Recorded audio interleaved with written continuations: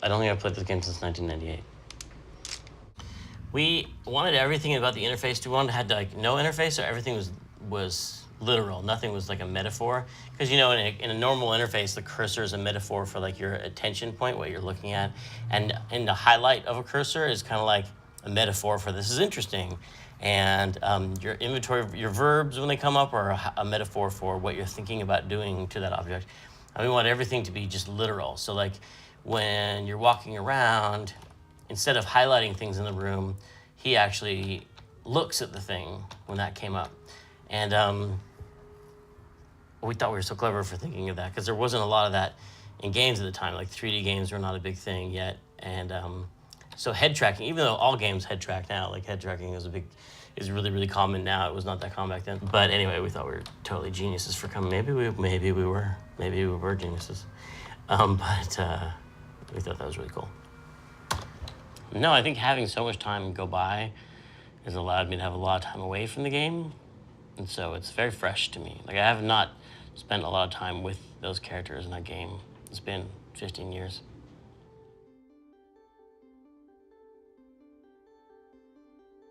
I was talking to a friend of mine who had spent her summer up in Alaska with all these bikers, and she was telling me these stories about being in this bar with Big Rick and Smiling Phil and the things they would do, and it just sounded so, you know, out of the normal daily experience of most people. Yet people were kind of familiar with it, kind of like pirates and cowboys. They kind of are familiar with the genre of bikers, and so they could relate to it. But it was still bigger than life, and it would be an unusual experience. When Full Throttle was over, it was a big hit, and the studio wanted to make a sequel to it. They're like, let's do a sequel. And I was like, now I really want to make this game about the Day of the Dead. There were stories about how when you died, in Mexican folklore, you would be buried with a bag of gold on your chest, and then another bag of gold hidden in the coffin that you were buried in, so that when you went into the afterworld, the spirits wouldn't, steal the bag of gold. It'd be hidden in your coffin. As if this is the idea that you had to worry about thieves in the afterlife was so interesting to me, that you think those problems would be gone, you're dead, you wouldn't have to worry about that anymore. But crime in the afterlife just seems so intriguing. And I was also really getting into film noir. At times watching every film noir movie I could get my hand on, and going to film festivals and reading Raymond Chandler novels. And it was lucky that Full Throttle was a big hit, because it was kind of a weird game to pitch. I wanted to do this game entirely comprised of dead people, and I wanted to do that for years. And after Full Throttle was done, I guess because that game was a hit, I had a little bit of clout that I could make this crazy, weird game. And I was able to get Grim Fandango launched.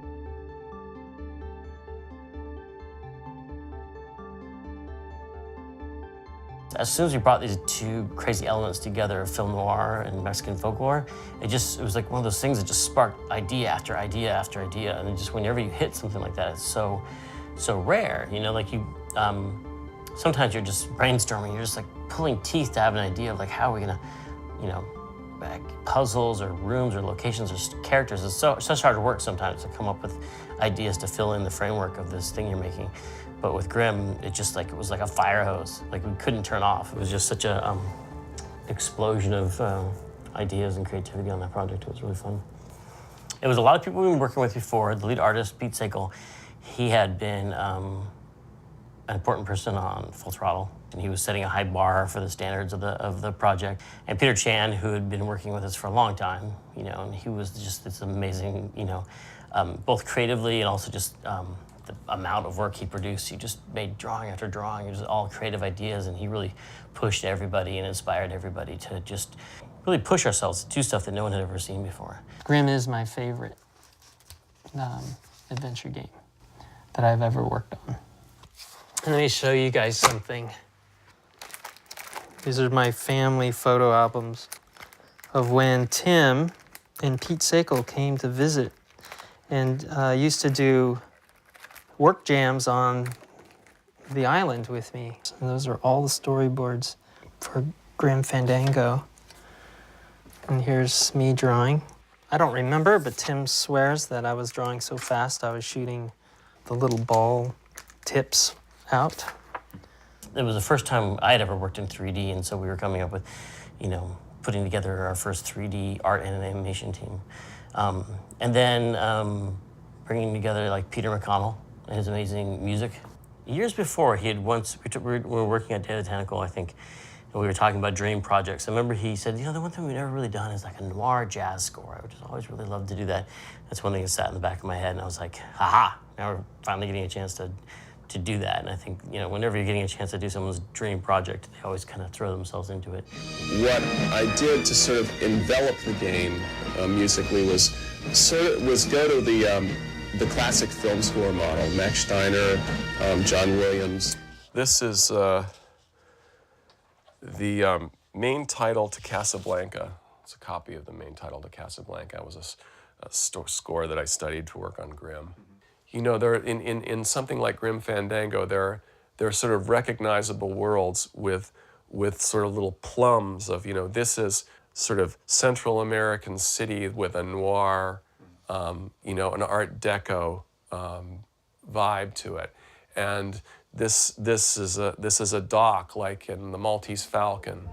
This is the bell that I used for the harbor sounds in Grim Fandango. Grim Fandango was definitely, you know, one of my favorite projects back in the Lucas days. And he really just threw himself into that, and he did, I think, one of the greatest soundtracks ever.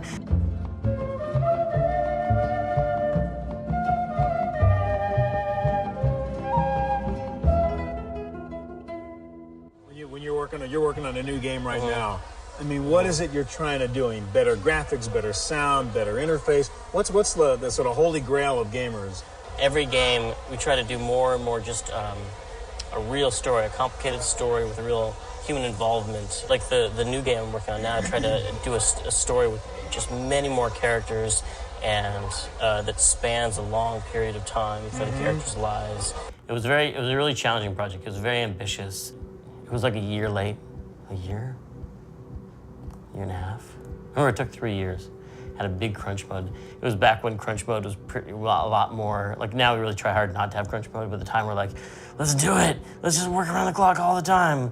And I was working there, I would start writing like at 9 o'clock at night and just write until 3 o'clock in the morning. I would listen to like loud, heavy metal music in my office just to stay awake. You know, you go home, you go to bed, just when you lay down to go to bed, you hear the garbage trucks coming in the morning. You're like, oh, people are just waking up and I'm just trying to go to sleep. This is terrible. A team, like, by the end of it, didn't get along very well. Probably shouldn't mention that. It was just so, we were just all working too hard. And, yeah, we're just working everyone too hard. But it was an exciting time because we felt like we were making something special. We really felt like we were making something really crazy looking because we just stopped, and every once in a while we would stop and take a look at the screen, and it'd be the skeleton with an orange face and like a Russian hat on, wearing a guard's uniform, standing in a sewer next to a Big Daddy Roth hot rod and a white alligator. And we'd be like, what is this thing we're making? This is insane. This is a crazy thing that no one has ever seen before.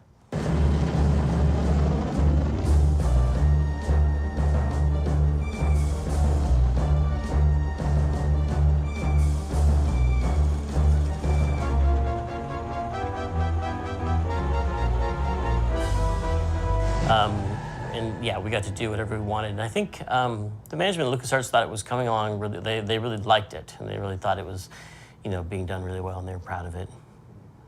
At the time, it wasn't perceived as doing, you know, selling very well, although it met its internal numbers, you know. It was, you know, it made a profit because I got a royalty check for it, so it did make a profit. But I think in the industry, I remember it was used as evidence of why no one should make adventure games anymore. But it won a lot of awards. I won Game of the Year from GameSpot. That was awesome. Tim Schafer on my right, game designer for over 10 years. He worked for LucasArts Entertainment, where he designed Grim Fandango. And so I decided to start my own company. And that's when I left and started Double Fine. We started the company in 2000. Yeah, and started working on this game, kicking around ideas for Psychonauts. Oh, what's that doing there? I feel like I own Grim Fandango and Throttle in every possible way except for legally and technically. And it's like I went to Disney, I'm like, you guys, come on. You know, there's not gonna be many strategic plans around this.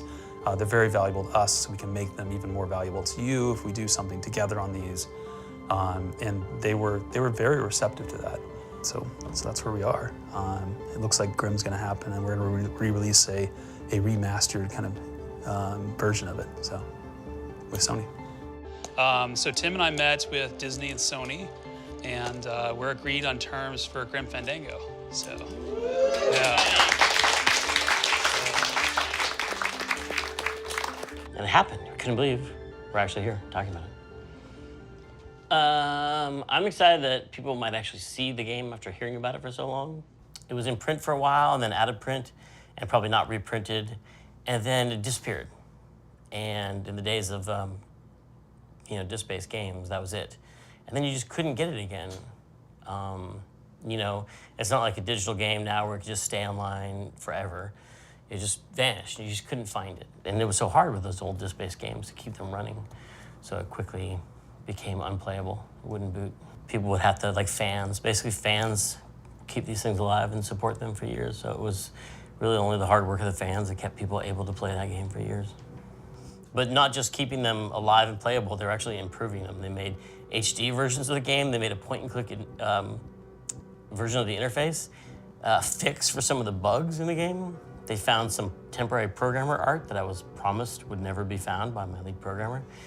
They did a lot of stuff to make the old game run better and play better. And so it's really the grace of the fans that keeps these things running. I would like to interface with the post-release community for Grim Fandango to utilize some of their enhancements. And this new version will hopefully take as much as we can of all that good stuff that's been done to Grim over the last 15 years and put it together.